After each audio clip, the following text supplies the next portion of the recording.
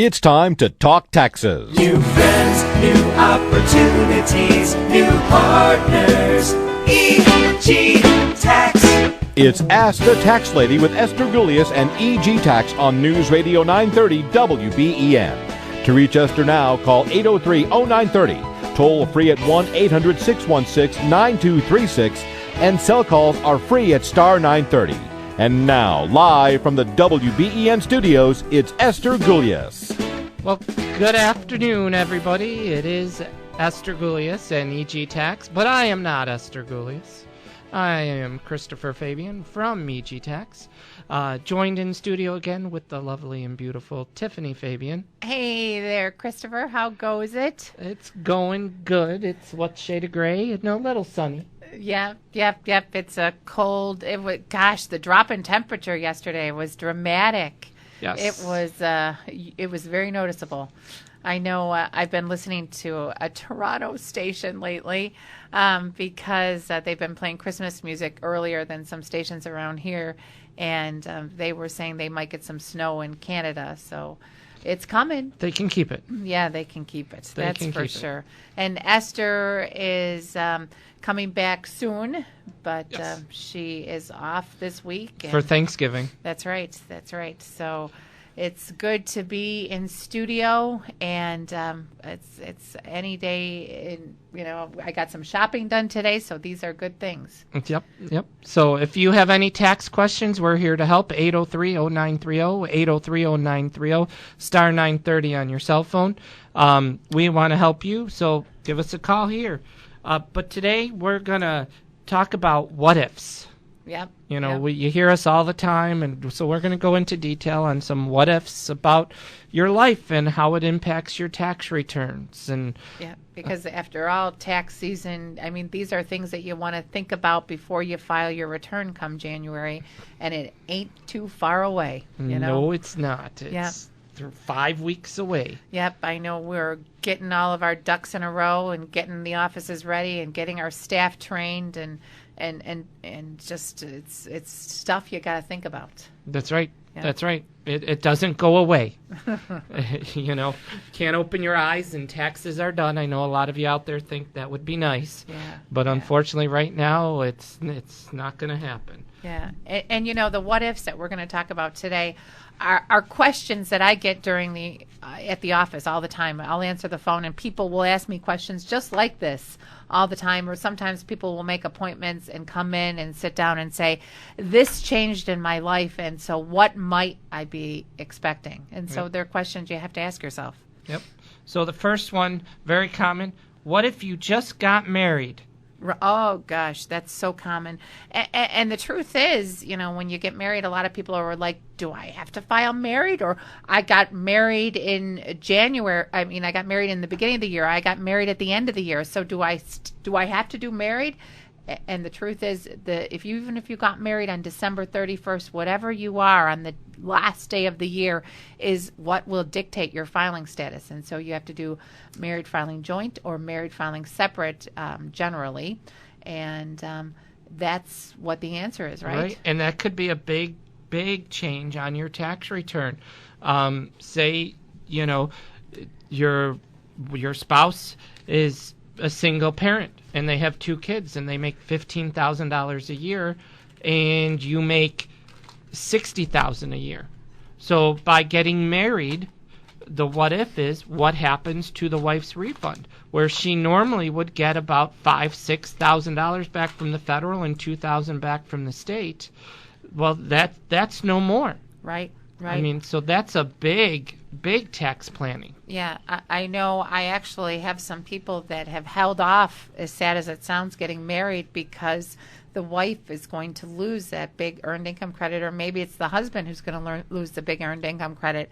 And it's something you have to think about, and you really want to plan.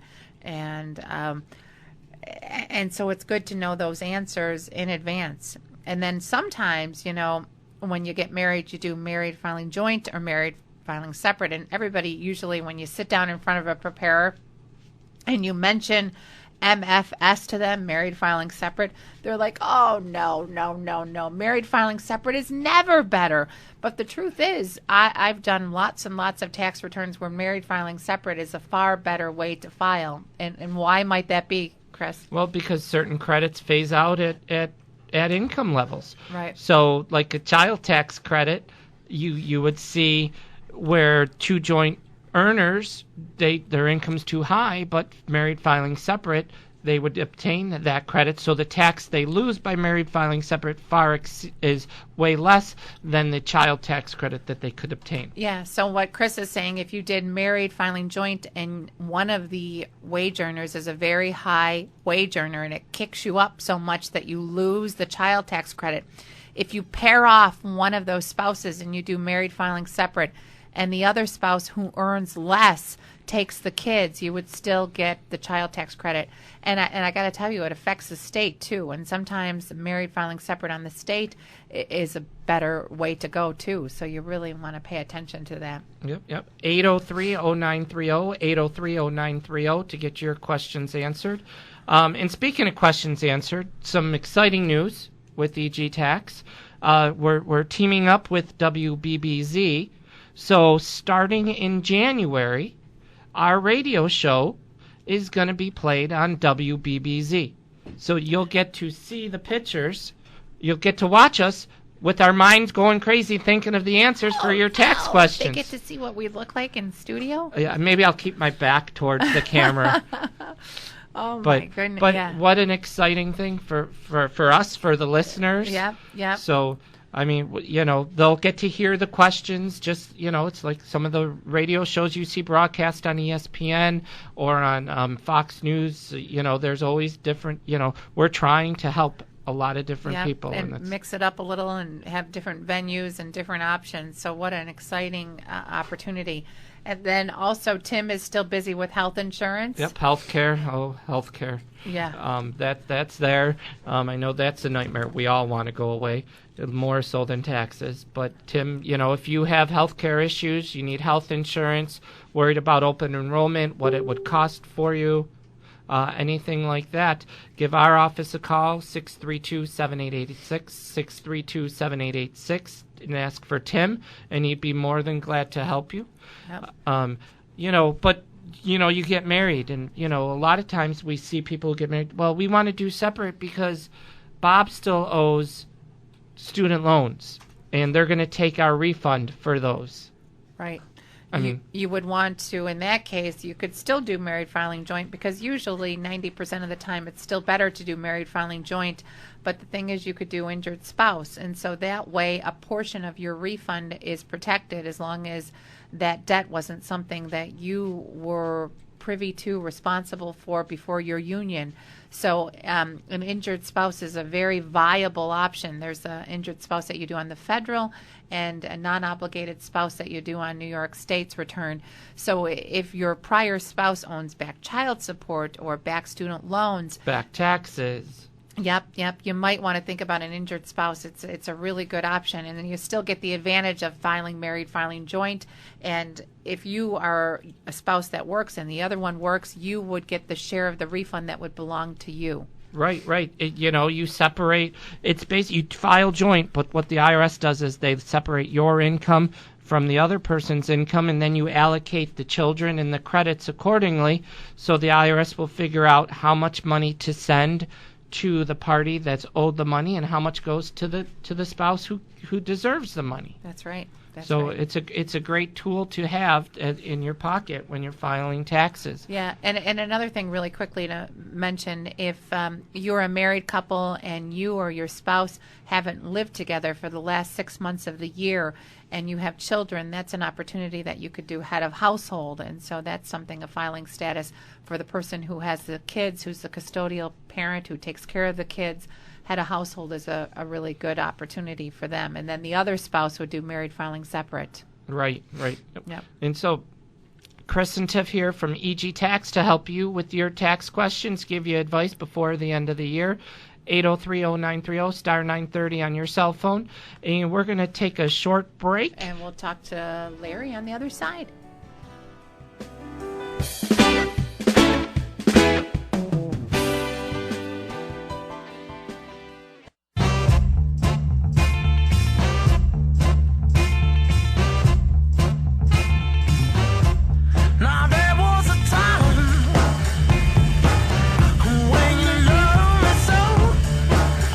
You know, my 15-year-old daughter's in studio, and I asked her who sings this, Tyler, and she doesn't know.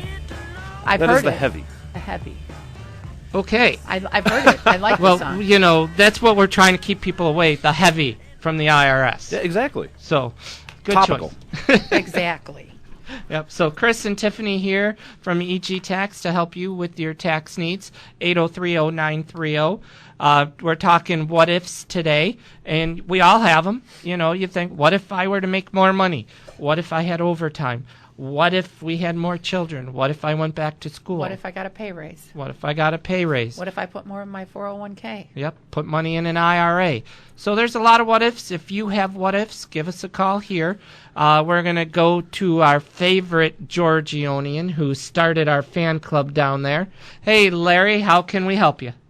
Chris and Tiffany, first I want to tell you guys I wish you the happy and best Thanksgiving holiday. I truly do. Larry, you are one of the nicest people. Yeah, I was at a place yesterday, I won't mention, or 2 days ago, and they were so miserable. And so it's so nice to talk to somebody refreshing. Thank you. Well, to me it's called PMA, Positive Mental Attitude. I will say number two, that probably a 15-year-old girl knows more about the three of us put together. They're so smart. Oh, they are so smart. Exactly. I look to her for advice all the time. Tiffany, Chris, here's my question. I am a little frustrated investor right now. First, we are actively tax harvesting the investments, as you all know. But not long ago, my previous CFP recommended that I invest about $140,000 into an MLP, Master Limited Partnership Fund, which I did. The fund has sunk tremendously. I've lost a lot of capital on, a lot of principal on that, and it's not bottomed out, so you sold it for the tax loss.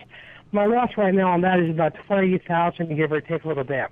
So of course we're going to use that to write off my gains.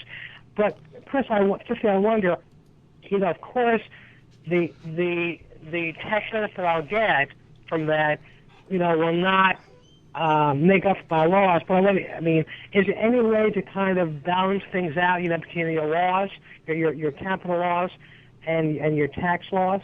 Do I make sense? So will that $20K be enough to sop up your gain for the year? No.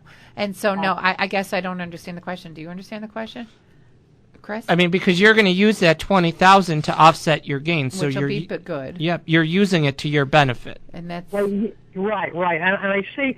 At least that fact, you know, kind of softens the pain of losing the $20,000. What happened was she just invested it all at once.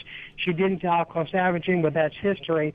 Yeah, I guess I'm just pained by the loss a little bit. Of course, I know stocks go up and down, but I guess all you can do really is just write up the loss against the gain and look for a better day. Yeah, are you? I mean, are you going to still keep the rest of the funds in the MLP, Larry? Good question. We're thinking of reinvesting half of the asset, but doing it on a dollar cost basis, basically averaging it out. You know, right? But Larry, in order to claim the $20,000 loss, you got to sell it all. Okay, and then you can't buy it back within 30 days. Right. Right, Chris. Good advice. We're doing that.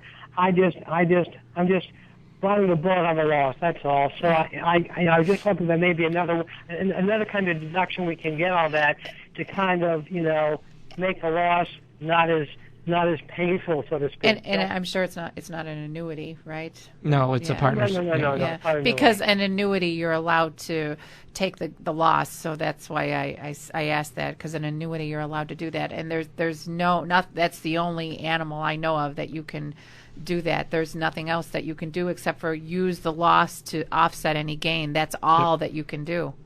Okay. Well, I'm becoming bit by bit. You know, maybe in a couple of years I'll become half as good as you are. You learn a little bit each time. Yeah. We all have our specialties, Larry. Yeah. That's what makes us unique. So, guys, you all take care. Have a happy holiday. You too. Happy Thanksgiving, Larry. Happy Thanksgiving. And let's go right back to the phones and talk to Debbie in Tonawanda. Hi, Debbie. How can we help you? Hi. How are you? Happy Thanksgiving, everybody. You too. I'm looking forward to it. My question is about an Athene annuity. I inherited one that's guaranteed. It's for $120,000, and it has to go into the estate account. And no one can tell me what the taxes will be on that. In other words, how much I'll actually have left over after the taxes are applied to it. Well, an annuity, you only the gain, but because Right, so the annuity is going in the estate to cash it in? It has to because I'm not the beneficiary. And so the reason Chris is saying E, I think, tell me if I'm right, Chris, is you won't get to take advantage of the step. No. There is no stepped-up basis. Yeah. It's the tax rates are much higher. In the- So in the- do you know how much the person who purchased it for? No, I do not. I just know the value of it right now is $120,000. Okay, so say was it mom or dad or My fiance. your fiance? So if your fiance bought it for $100,000, and sorry for your loss. Thank you. If he bought it for $100,000, only $20,000 is going to be taxable. It's the gain. It's only the gain. So you really need to talk to the annuity company and find out what the basis is in the annuity. So in other words, if he kept putting money in and kept putting money in and kept putting money in, if he had put and then his original investment was $100,000 and now it's worth $120,000, the $20,000 is what will be taxable to you. And the reason Chris went E with the putting it into the estate is the estate will pay higher taxes than your individual tax rate. Okay, that's probably why the financial guys were trying to work out a way, but they called Esther Gulius to ask her this question a couple days ago. I was in their office because they weren't sure. And, so I didn't know that I had to find that out. Athene Annuity doesn't even know. I called them. They said they have no idea. How long has he had it, Debbie? Your fiancé? Approximately 15 years, and he's always taken the $6,000 every year from it. Oh, so he's taken. So, I mean, it may all be basis left in there. So that might be a good thing for you. Oh.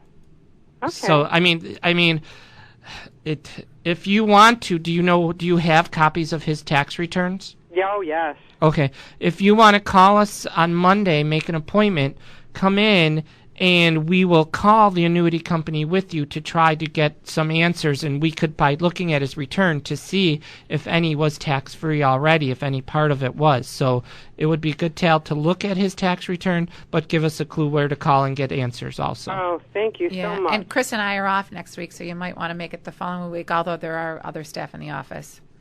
Okay. All right. Thank you so much. You're Thanks, welcome, Debbie. Debbie. Sorry. Happy Thanksgiving. Bye-bye. Bye-bye.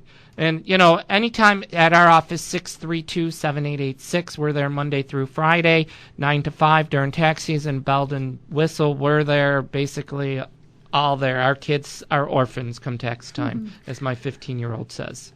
I have a cot that I just sort of roll into my cot right next to my desk. But if you got questions now, 803-0930, 803-0930, star 930 on your cell phone. And let's go to John from Hamburg. Hi, John. Hey, good afternoon. I also have an estate question. It's regarding an inheritance of a 50% share of an LLC, and the surviving partner wants to buy out the remaining portion. Okay. And the question is whether or not that the proceeds from that sale are inheritance or if it's the actual sale of the business. And so, Chris, he would get a stepped-up basis. Now, yes, he would John, get you would get a stepped-up basis for your shares of the stock So that's you inherited. Good news. So basically, you would pay no tax on that. So it's not me directly. I'm calling Okay. for somebody, but it didn't sound right that they were going to pay taxes on it. No, because the person who inherits stock or inherits a house always gets a stepped-up basis, and what that means is whatever you're inheriting at the time of death, whatever it's worth, becomes the new basis.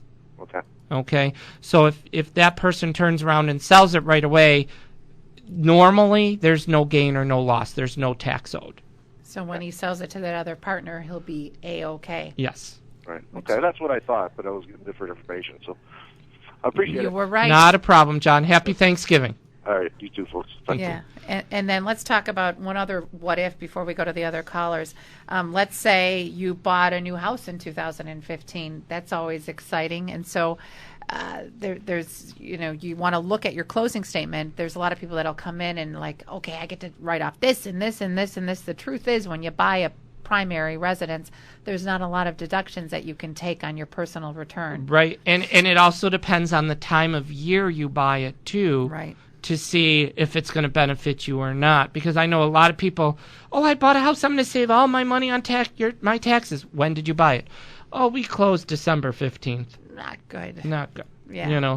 But it's your interest, your property taxes, and then when you close, there's some reimbursement to property taxes. There is some little bit of interest, and there's points. Right, and maybe some mortgage PMI. That's an extender, and so we have to watch to see it, make sure it extends. Yes. Yeah, yes. but there's those things, and so you really want to look at your HUD-1 statement or your Housing and Urban Development statement, and that's where you'll get a lot of information. Also, your year-end statement. If you have a mortgage, you'll get a year-end statement from your mortgage holder, and you want to look at that too, and that'll tell you a lot of those things that you can take off. Right. And then that just opens up a whole new caveat to your tax return because that's part of your itemized deductions. So then you want to look at your charity, how much you give to church, United Way through work, Heart Society, Lung Society, Cancer Society, Diabetes, Cancer Society, Make-A-Wish, you name it. If it's a 501c3, it counts as a deduction. You're moving, so you may give away your clothes to Goodwill, City Mission, Salvation Army. That all adds up, and that could help you save money on your tax return. That's right. And then also under that umbrella of itemized deductions is your work expenses. So what Chris is saying is now that you can write off your mortgage interest and your property taxes, that gives more room for you to take your charity and your job expenses. So take that in mind. Yep. So, that's... if you have questions, give us a call here, 803-0930. Keep Tyler busy on the board. Star 930 on your cell phone. During the week, we answer questions for free, too, at our office on Niagara Falls Boulevard in Amherst, 2475 Niagara Falls Boulevard. Our website, Esther loves when you guys go to the website and click Ask a Tax Question, because even though she may not be at a computer, her little phone goes beep, and she'll go, ooh, tax question, and she'll answer it right away. So we're always a little enter button away, a phone call away to help you all year round.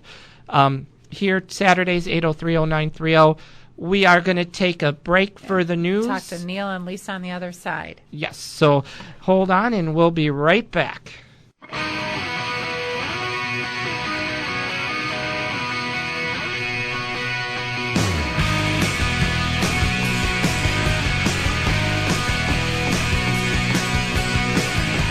Okay.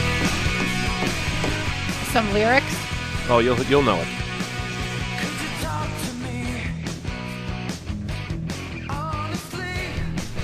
Could you talk to me? I could.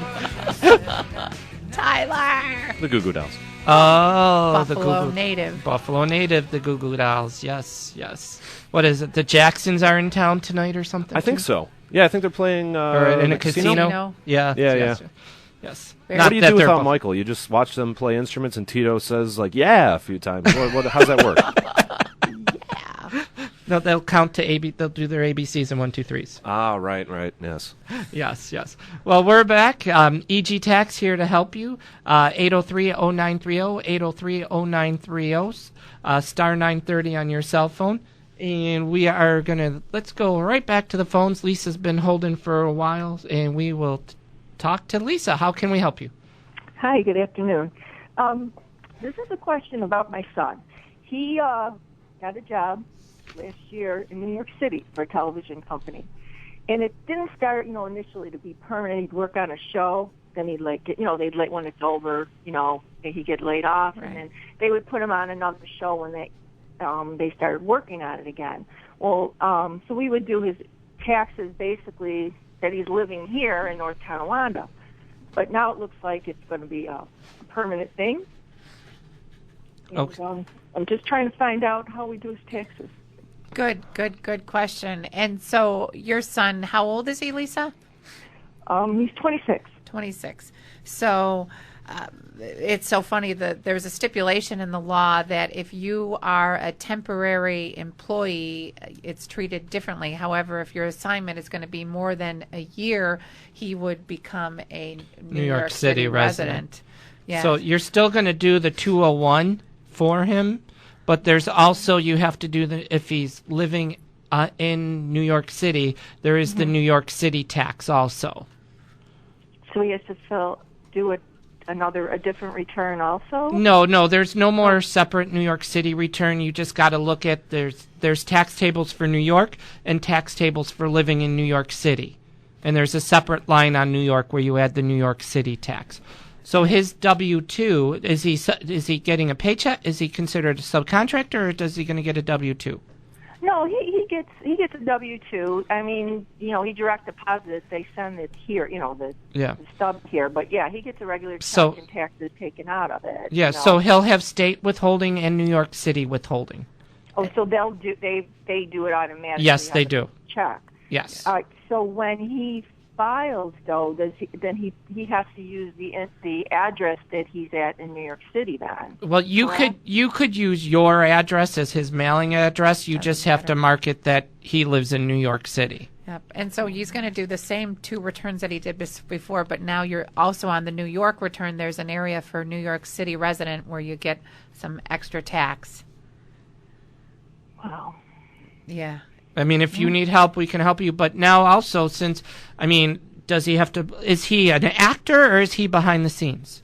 He's an editor, like assistant editor. Okay. So he works on a TV show, and then when it ends, but they always they like him, so they always find work for him. Yep, so yep. It's kind of like he doesn't really get laid off, maybe a week or so here and there, Yep. No, that's a good field. I have a couple clients whose children do the same thing, but in Hollywood.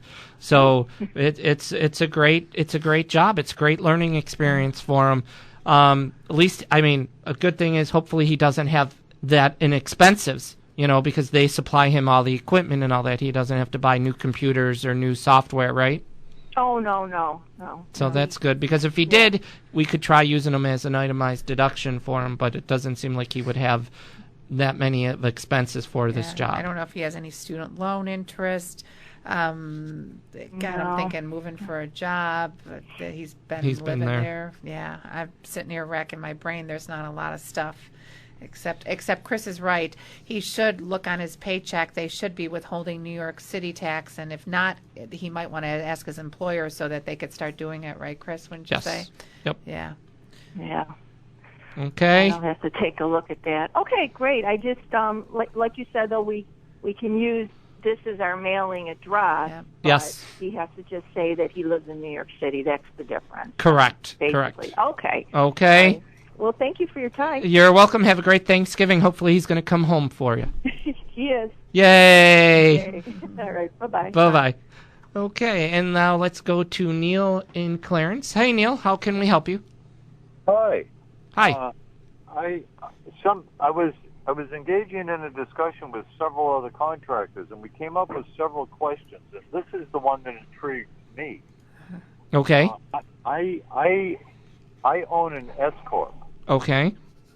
And been in business since like 1990, but I'm getting a little long in the tooth here, and I'm wondering if I were to go out of business in an untoward manner, say I just couldn't handle it anymore. I am married. I'm just wondering, does my wife bear any of the liabilities of the corporation? No, it's only in your name? Yes. Nope. She's not an officer, never has been. She is an employee, though. Nope. There would be no responsibility, no income, or no debt that could be assessed to her. So the company, if the company just folds, the company would file bankruptcy, and she's not harmed at all. But I'm assuming that I assume that I have exposure, though, because it's an S corporation. Yes, you could be you could be held responsible for the debt. So it may be if you're that much in debt, it would just be a bankruptcy for you, not her, and the company. Yeah, I have no intention of doing that, but okay. one of these questions that you never deal with. And it happens. It happens more times than people want to think. Unfortunately. I think it's that invincibility of youth transfers into your business life. Yes. Yep.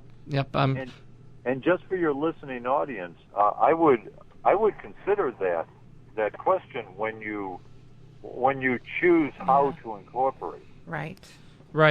I mean, there's a lot of things you got to look at, and what the umbrella protection of an S corp has, and the taxation of an S corp versus the taxation of a C corp, because the protection is still there.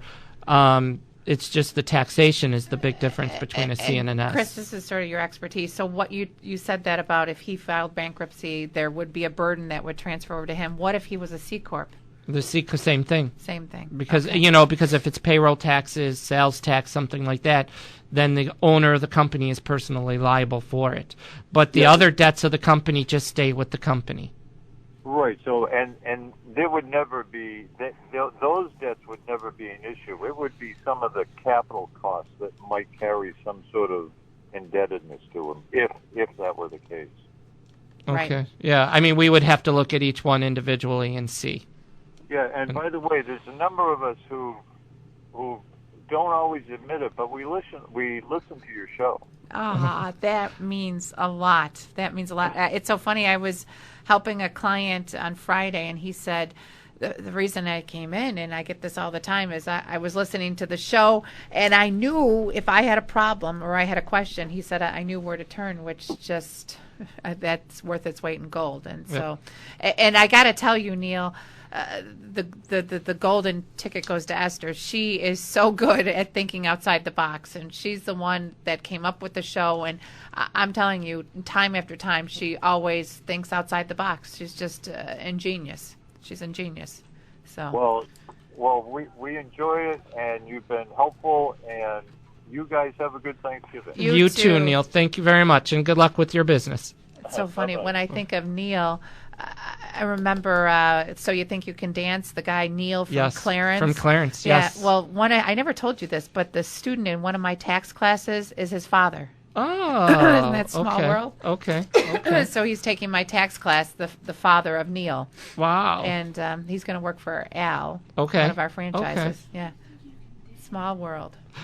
My daughter just goes, so you think you can dance, Neil? That's who. Yeah, his dad is in my class. But, I mean, there's a lot of success stories in Buffalo. I mean, I know my daughter was talking yesterday. There's a gentleman who went to Clarence High School. That's an actor who probably was in, 20 movies, and he's about 25 years old. Right. Chad Michael Murray.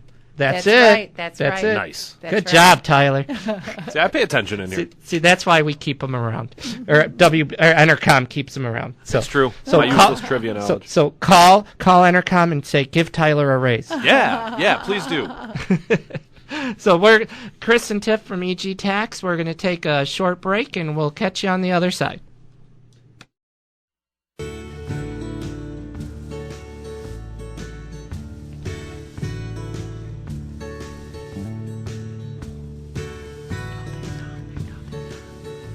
This is very somber. I know this music, this tune. You, Chris? No. Oh, yeah. Okay, Tyler, it's time for you to chime on in. That is a little Neil Young for Neil and Clarence. Oh, okay. Yay, Mr. Neil. I'm telling you, Tyler, the person in the control room, he's about as nice as Larry in Georgia is. So, well, thank you. That's a high compliment. Larry is a very nice man. Very, very fortunate to be able to see you every Saturday. Oh, I went to Starbucks, by the way, Tyler, before the show to get you something, but the line was wrapped around the door. So I thought about you. Well, thank you very much. You're welcome. Yes. So call us here for your tax questions. 803-0930, 803-0930, star 930 on your cell phone. Chris and Tiff here from EG Tax. Esther, we gave her another Saturday off. You know, we got it once in a while. So, but call us with your tax questions. If you don't call, we can't help. So let's go back to the phones and talk to Kevin. Hey, Kevin, how can we help you?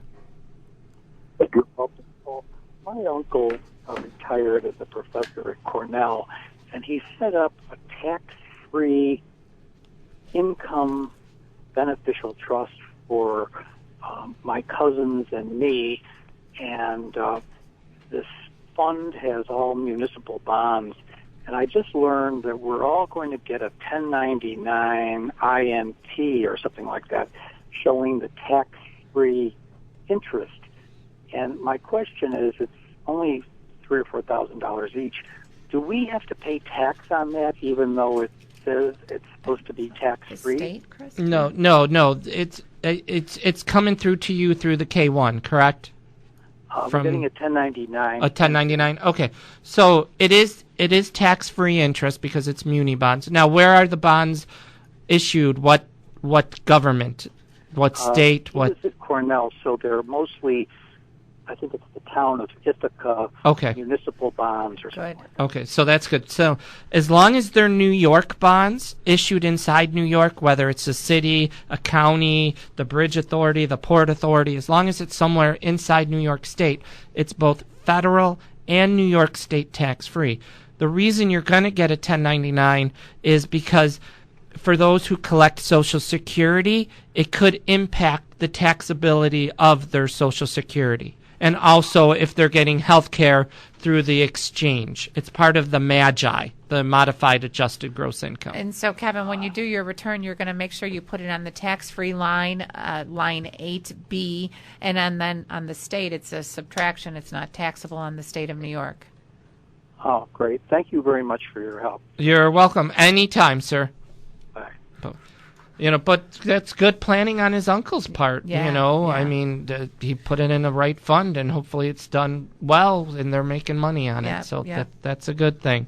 And you trusts in estates are. I remember when Esther was teaching me, she always says it's almost like the state or a trust. It's when the person passes, it's like an entity that keeps on. It's like its own very own entity, and so you have to treat it as its own entity, Right.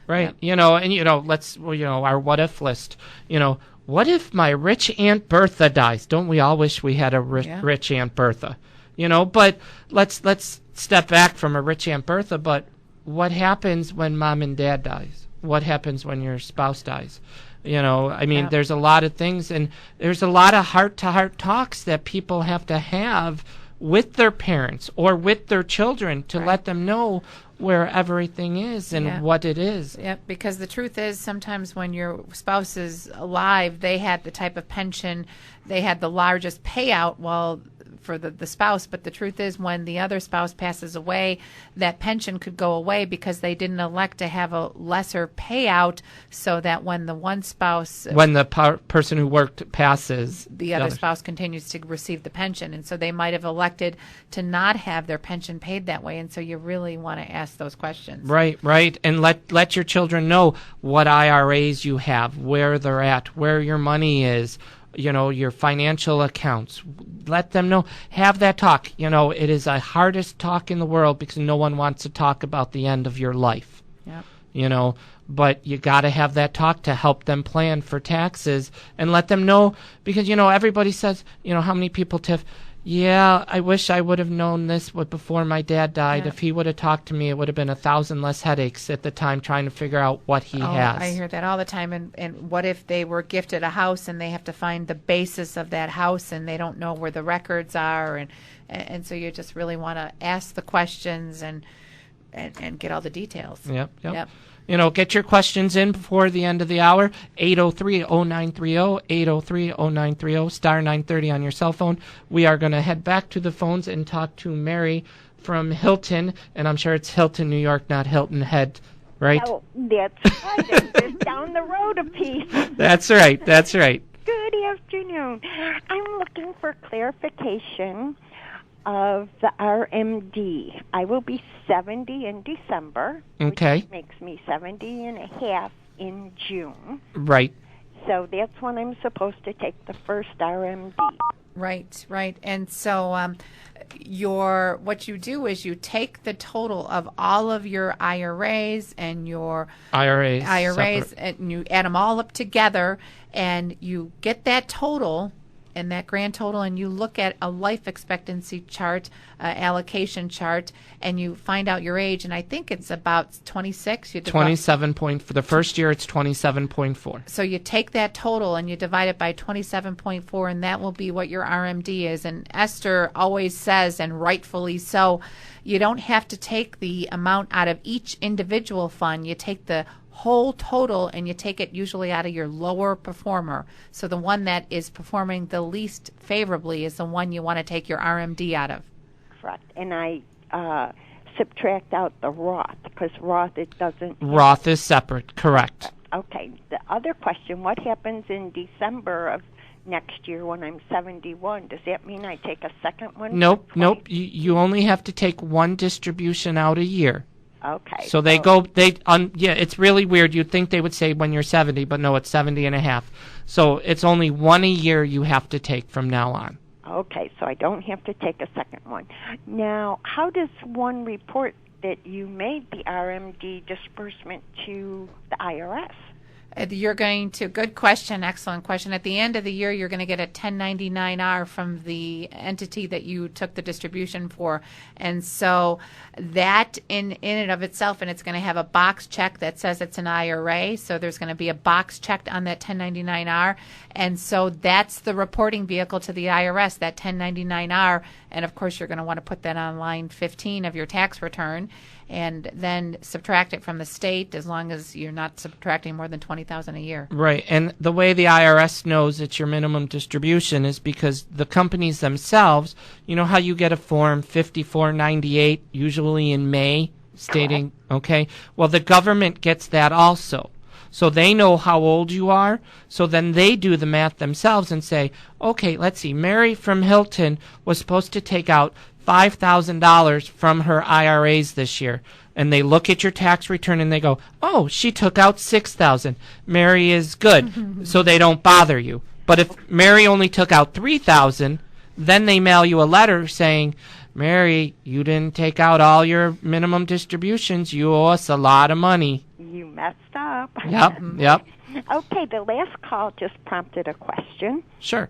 4 years ago, my husband passed away, or actually he was in a nursing home, and at that time we put the house in trust, and our 3 sons are the trustees.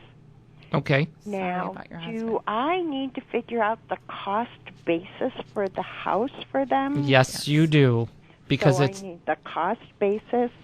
And she's going to get a half stepped up basis. Well, was the house put in the trust before your husband passed away? Yes. Okay, yeah, so no stepped-up basis.